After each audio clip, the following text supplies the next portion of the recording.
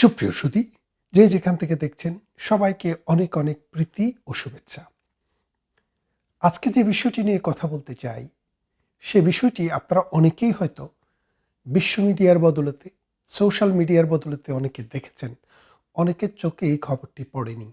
তারা মনে করেন এটি কোনো খবর নয়। সেই খবরটি হচ্ছে আফগানিস্তানে এই সপ্তাহে নতুন একটি আইন হয়েছে। আইনটি কি? পারিবারিক আইন এবং ক্রিমিনাল আইনের একটি সংযোজন হয়েছে। সেখানে বলা হয়েছে যে একজন হাজব্যান্ড তার স্ত্রীকে ততক্ষণ পর্যন্ত পিটালেও অপরাধ হবে না যতক্ষণ তার রক্ত বের না হয় অথবা হাড্ডি না ভাঙে।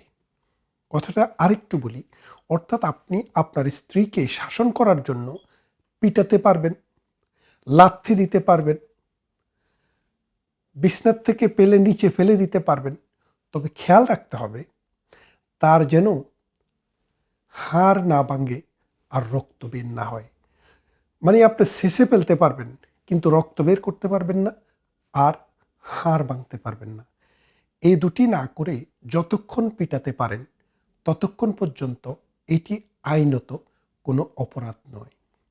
আমরা যেখানে প্রতিনিয়ত সারা বিশ্বে একটি কুকুর, একটি বিড়ালকেও যদি আপনি পিটান, সেটাকে অপরাধ হিসেবে গণ্য হচ্ছে। বিনা বিচারে, বিনা অপরাধে, বিনা কারণে যদি একটি কুকুর ভেড়ালকেও আপনি পিটান, সেটাও কিন্তু আজকের সমাজে পৃথিবীর নানা দেশে, নানা দেশ বলবো কেন, প্রায় সব দেশে এটি একটি অপরাধ হিসেবে গণ্য হয়।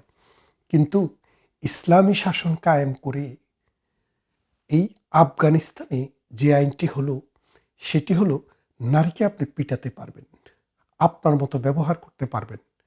তার মানে নারী এখন আর আফগানিস্তানে মানুষের পর্যায়ে নেই। এই যে মানবতার এই চরম বিপর্যয়, মানবতার যে এই অবমাননা, ধর্মের যে এই বিবর্তন, এই দুঃখজনক যে ঘটনা, এই ঘটনাটি ঘটে গেল আমাদের একবিংশ শতাব্দীতে সকল সভ্য মানুষের সামনে। কিন্তু আমাদের কিছুই করার নেই, কারণ সেটি আফগানিস্তানের ভেতরের শাসকরা করছে। এখন আমাদের দেশেও কিন্তু আল্লাহর আইন, সৎলোকের শাসন নামে ধর্মীয় শাসন প্রতিষ্ঠা করার কিন্তু একটি আন্দোলন আমরা দেখেছি। গেল কদিন আগে, এই মাসেই 12ই ফেব্রুয়ারিতে যে নির্বাচনটি হয়ে গেল, আওয়ামী লীগকে বাদ দিয়ে বাংলাদেশের জন্মের সাথে যাদের ইতিহাস জড়িত, এই দেশের উন্নয়নের সাথে যাদের ইতিহাস জড়িত, এ দেশের বিনির্মাণে, এই দেশের সংবিধানে এবং অর্থনীতিতে যাদের ইতিহাস জড়িত, তাদেরকে বাদ দিয়ে তো বাংলাদেশে যারা ধর্মের রাজনীতি, বাংলাদেশে যারা আল্লাহর আইনের রাজনীতি নিয়ে আসতে চেয়েছিলেন, তারা আমরা দেখেছি বাংলাদেশের বিভিন্ন অঞ্চলে, বিশেষ করে খুলনা, রংপুর, তারপর বরিশালের বিভিন্ন অঞ্চল, ওইসব অঞ্চলে তারা বেহেশতের টিকিট বিক্রি করেছে। জান্নাতের টিকিট বিক্রি করেছে কিনা জানি না, বেহেশতের টিকিট বিক্রি করেছে। এখন এই যে ইসলামী শাসন, এই ইসলামী শাসন যদি আপনার ছেলে, আপনার কন্যা, আপনার স্ত্রী, আপনার বোন, আপনার মাতা যদি এই ইসলামী শাসনের নামে এই ব্যবস্থায় যদি ফিরে আসার চেষ্টা করে, তাহলে বিশ্ব কোথায় যাবে, নারীদের অধিকার কোথায় যাবে, পৃথিবীর কোন অবস্থানে আপনি থাকবেন, সে বিষয়টি নিয়ে একটু আলোকপাত করতে চাই। আপনি দেখেন যে জামাতে ইসলাম এবং তার অঙ্গ সংগঠন, তার জঙ্গি সংগঠনগুলো 300টি আসনে মনোনয়ন দিয়েছে টোটাল। এই 300টি আসনের মধ্যে একজন নারীকেও মনোনয়ন দেয়নি। অথচ বাংলাদেশে জামাতে ইসলামী যে পরিমাণ ভোট পেয়েছে, তার বেশিরভাগ ভোটে নাকি নারীদের। হায় রে নারী, হায় রে অন্ধকার যুগ, হায় রে অশিক্ষা, হায় রে সমাজ, হায় রে রাষ্ট্র। যে নারীকে দাসী বানানোর পায় তারা, আফগানিস্তানে কিন্তু আপনি এখন দাসী রাখতে পারবেন, অর্থাৎ আপনার দাসী রাখাকেও আফগানিস্তানের সরকার বৈধ করে দিয়েছে, আর নারীদেরকে পেটানোটাকেও বৈধ করে দিয়েছে। সেই ইসলামী শাসন আমরা শুনেছি বাইতুল মুকাররমে। আমার জীবদ্দশায় আমি দেখেছি বহুবার, আমরা হব তালেবান, বাংলা হবে আফগান, জামাতে ইসলামীর মিছিল থেকে বা জামাতে ইসলামীর বিভিন্ন প্রোগ্রাম থেকে এই রকম স্লোগান দিতে আমরা দেখেছি। ঢাকা বিশ্ববিদ্যালয়ে 5 আগস্ট 2024 পরবর্তী সময়ে বাংলাদেশ পাকিস্তানের স্লোগান দিতে আমরা দেখেছি। কাওয়ালি সন্ধ্যা হইতে আমরা দেখেছি। পাকিস্তানের পতাকা উড়াইতে দেখেছি। জিন্নার জন্ম উৎসব করতে আমরা দেখেছি। সেই তারা বাংলাদেশকে আফগানিস্তানের মডেলে যে করতে চায়, তার নেতৃত্বের অগ্রভাগে যারা দিচ্ছে তারা কিন্তু নারীদেরকে ডেকে নিয়ে এসছে। অথচ এই নারীরা বুঝছে না যে এই নারীদেরকে জবাই করার জন্যই কিন্তু এই শাসন ব্যবস্থার দাবেদাররা। তাদের মডেলটা কোথায়? একটা মডেল আপনারা দেখলেন আফগানিস্তানে, দ্বিতীয় মডেলটি ইরানি।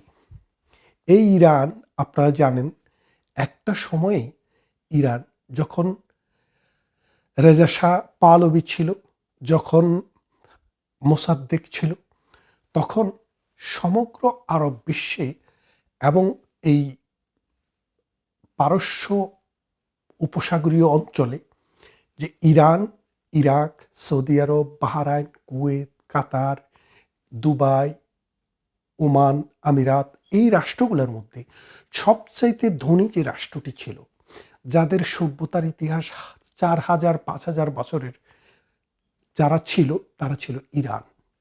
ইরানের যে পরিমাণ মাথাপিছু আয় ছিল, সৌদি আরব, বাহরাইন, কুয়েত, কাতার সহ অন্য কোনো দেশের মাথাপিছু আয় তার অর্ধেকও ছিল না। সেই দেশটিতে যখন 1979 সালে ইসলামী রেভলিউশন হলো, এই দেশটি আস্তে আস্তে ফকির হতে শুরু করলো। অস্ত্র তারা ঠিকই বানাচ্ছে, কিন্তু ফকির হতে হতে এখন এমন অবস্থা, মধ্যপ্রাচ্যে ইয়েমেন, সিরিয়া, এই দুটি রাষ্ট্রকে বাদ দিলে আর কোনো দেশের সাথেই ইরানের তুলনা চলে না। প্রত্যেকটি রাষ্ট্র অর্থনৈতিকভাবে সমৃদ্ধি অর্জন করেছে, কিন্তু ইরান পারেনি। কেন পারেনি? তারা ওই ধর্মীয় রাজনীতির বেড়াজালে আটকে গেছে। আপনারা জানেন ইরান একটি টাকা, বাংলাদেশের একটি টাকা কিনতে ইরানকে খরচ করতে হয় 8000 টাকা। আর $1 সমান ইরানে এখন মিলিয়ন রুপিস। তাহলে বোঝেন একটা রাষ্ট্রকে পদদলিত করতে করতে কোথায় নিয়ে গেছে। তারপরে আসেন আপনারা, আরেকটি রাষ্ট্র আছে তার্কি, তুর্কি, তার্কি আপনি যেটাই বলেন, তুরস্ক। এই রাষ্ট্রটি ইউরোপের 3 ভাগের 1 ভাগ, রাশিয়ার, উজবেকিস্তান, কাজাকিস্তান, আজারবাইজান সহ এইসব অঞ্চলের বিশাল একটা অংশ। মধ্যপ্রাচ্যের একমাত্র ইরান ছাড়া প্রায় সবগুলো দেশ শাসন করেছে বছরের পর বছর, শত শত বছর ওসমানীয় খেলাফত। সেই তুরস্ক আজকের দিনে এসে কোথায় অবস্থান করছে? কামাল আতাতুর্কের যুগের পর সেখানে যখন এই তুরস্কের ওয়েলফেয়ার পার্টিরা যখন ধর্মের নামে যখন রাজনীতিতে আসলো, তার্কির অবস্থা পৃথিবীর ইতিহাসে তার্কির যদি গত 200-300 নয় 1000 বছরের ইতিহাস দেখেন, 1000 বছরের মধ্যে সবচেয়ে কম শক্তি সম্পন্ন, কম অর্থনীতি সম্পন্ন এবং সবচাইতে অশান্ত তার্কি হচ্ছে আজকের তার্কি। তাহলে দেখেন, ইসলামী শাসন দেখলেন, ইরানও দেখলেন, তার্কি দেখলেন, তারপরে আসেন সিরিয়া। এই আইএস জঙ্গিরা যখন ইরাক থেকে, এই ইয়েমেন থেকে এবং সিরিয়া থেকে বেরিয়ে এই সিরিয়াতে যখন আসাদ সরকারের বিরুদ্ধে বিদ্রোহ করে, যুদ্ধ শুরু হয়, তার এই সিরিয়া আপনারা জানেন দামেস্ক, একটা সময়ের ইসলামের গৌরব উজ্জ্বল ইতিহাস সব দামেস্ককে ঘিরে বড় বড় শাসকেরা শাসন করেছে এই দামেস্ক ভিত্তিক। সেই দামেস্ক এখন একটা মৃত্যুপুরীর মতো। আপনি যদি বাড়িঘরের দিকে তাকান, আপনি যদি মাঠঘাটের দিকে তাকান, আপনি বুঝবেন যুদ্ধ বিধ্বস্ত এক বিদর্ভ নগরী। সেই দেশটি এখন বিজ্ঞার সাজি নিয়ে নিয়ে ঘোরে। তারপর এই ইসলামী জঙ্গিরা চাড়া দিয়ে উঠছিল মাথা ইয়েমেনে, হুতিরা। এখন এই বিদ্রোহীরা নানানভাবে দেশটাকে খুব দুর্বিষহ একটা জায়গায় নিয়ে গেছে। অসংখ্য মানুষ না খেয়ে মারা যাচ্ছে। তার মানে আপনারা যদি পরিচিত দুনিয়াতে যেখানে ইসলামী শাসন নামে ধর্মের শাসন কায়েম হয়েছে বা ধর্মীয় শাসন। আরেকটি হলো আপনি সুদান। এই সুদানেও কিন্তু ইসলামী শাসন ব্যবস্থা বশিরেরা কায়েম করেছিল। সেই সুদান, আহারে, প্রতি বছর না খেয়ে কী পরিমাণ মানুষ মারা যায় সেটার ইয়াত্তা নেই। তাহলে আপনারা দেখেন, একদিকে নারীর প্রতি বিদ্রূপ, নারীর প্রতি বৈষম্য, আরেকদিকে মানুষের জীবনকে দুর্বিষহ করে তোলা। বাংলাদেশ তো আরও খারাপ অবস্থা হবে। কেন হবে? 18 কোটি মানুষের দেশ, অন্ন, বস্ত্র, বাসস্থান, শিক্ষা, চিকিৎসা সব কিছু নিয়েই কিন্তু আমাদের সংগ্রামটা রয়েছে। তারপরে দেখেন, এই যে বাংলাদেশটি বেষ্টিত হচ্ছে একটি হিন্দু রাষ্ট্র দ্বারা। বাংলাদেশের 3 দিক দিয়ে একটি হিন্দু রাষ্ট্র ভারত, আরেকটি রাষ্ট্র বার্মা এক কোনায়, সেটিও অমুসলিম রাষ্ট্র। এই দুটি রাষ্ট্রের সাথেও এই ধর্মীয় মৌলবাদী গোষ্ঠীর সম্পর্ক খুবই খারাপ। এই মৌলবাদী রাষ্ট্রটির মূল উদ্যোক্তা, মূল ফাইন্যান্সার হচ্ছে পাকিস্তান। কারণ পাকিস্তানের ইচ্ছা হচ্ছে যে বাংলাদেশকে একটি বাফার স্টেট হিসেবে ব্যবহার করে ভারতের বিভিন্ন অঞ্চলে হামলা চালানো, ভারতকে অশান্ত করা, ভারতকে ভাঙার চেষ্টা করা।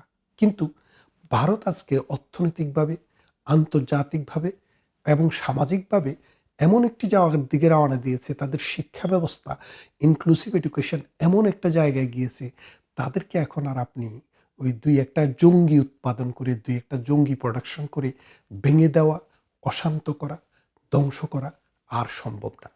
এখন বাংলাদেশে 1971 সালে মহান মুক্তিযুদ্ধের সময়ে এই ধর্মভিত্তিক রাজনীতির হোতারা বাংলাদেশের বিপক্ষে দাঁড়িয়েছিল। বাংলাদেশের মানুষ মজলুম ছিল, তারা মজলুমের পাশে দাঁড়ায়নি, তারা জালেমের পাশে দাঁড়িয়েছিল। সেই মজলুম এবং জালেমের যে সংগ্রাম, এই সংগ্রাম কিন্তু এখনো বহমান। এই সংগ্রামে নারীদেরকে এই জালেমরা টেনে এনেছে, আর আমরা আনতে পারিনি। এটা আমাদের ব্যর্থতা। আমাদেরকেও পথ খুঁজতে হবে। কারণ ধর্ম বাংলাদেশের মানুষের হাজার বছরের ঐতিহ্য। এই দেশের মানুষ ধর্মপ্রিয়, এই দেশের মানুষ ধর্মপ্রাণ, কিন্তু ধর্ম অন্ধ নয়। কিন্তু এই মৌলবাদী গোষ্ঠী মানুষকে ধর্ম অন্ধ বানাতে চায়। পৃথিবীর নানান মুসলিম দেশ আমি ঘুরিয়েছি। আমি তিউনিসিয়াতে গিয়ে গ্র্যান্ড মস্কে নামাজ পড়ে ওদের নামাজের ধরন, ওদের চিন্তা চেতনা বোঝার চেষ্টা করেছি। আমি তিউনিসিয়ার পর মরক্কোতে গিয়েছি, ইজিপ্টে গিয়েছি, আমি গিয়েছি সৌদি আরব, আমি গিয়েছি দুবাই, আমি গিয়েছি কাতার, এই রকম অসংখ্য মুসলিম দেশে। আমি গিয়েছি বসনিয়া হার্জেগোভিনা। এইসব দেশে গিয়ে আমি বোঝার চেষ্টা করেছি যে মুসলমানদের ওইসব দেশের মানুষের চিন্তা চেতনা কেমন। ওদের চিন্তায় এবং চেতনায় আধুনিকতার ছোঁয়া আছে। এরা মানুষকে উন্নত জীবন দিতে চায়, নারীকে পুরুষের পাশাপাশি একটা সুন্দর অবস্থানে রাখতে চায়, তাদের দেশ, তাদের সমাজ, তাদের রাষ্ট্রকে তারা উন্নত করতে চায়। এই ধর্মীয় সেন্টিমেন্টকে কাজে লাগিয়ে ওই প্রাচীন চিন্তা চেতনাকে তারা ফিরিয়ে আনতে চায় না। আপনারা আইয়ামে জাহিলিয়াতের যুগে নারীদের যে অবস্থা দেখেছেন, ইসলামের যুগে কিন্তু সেটার মুক্তি ঘটেছিল।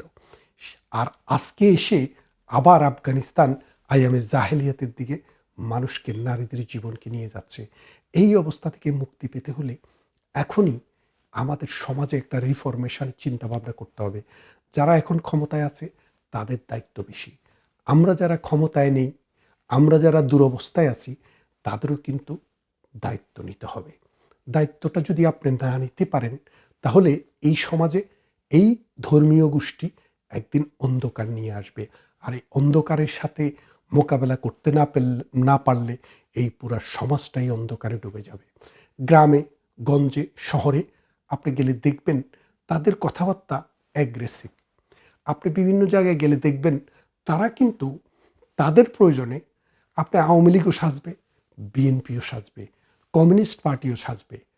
মানে অর্থাৎ যত রকমে চেহারাটা বদলানো দরকার, তত রকমই তারা বদলাতে পারবে। এই যে বদলানো চেহারা, এই বদল হয়ে যাওয়া চেহারা, এই চেহারার আড়ালে তাদের কি আছে সেটা আপনারা জানেন না। আসুন, আমরা আফগানিস্তান হতে চাই না। আমরা পাকিস্তানের মতো একটা ফেইল স্টেট হতে চাই না, যেখানে প্রতি সপ্তাহে মসজিদে বোমা ফোটানো হয়। আমরা ইরানের মতো একটা ভঙ্গুর রাষ্ট্র হতে চাই না, পৃথিবীর দ্বিতীয় বৃহত্তম তেল উৎপাদনকারী দেশ হওয়া সত্ত্বেও এটা ফকিন্নি দেশ হয়ে আছে। আমরা হতে চাই না ইয়েমেন, আমরা হতে চাই না সিরিয়া, আমরা হতে চাই না সিরিয়া, অথবা আমরা হতে চাই না সোমালিয়া। আমরা হতে চাই বাংলাদেশ, যে দেশটির শত শত বছরের ঐতিহ্য হচ্ছে অসাম্প্রদায়িক চেতনা, ধর্ম যার যার, রাষ্ট্র সবার।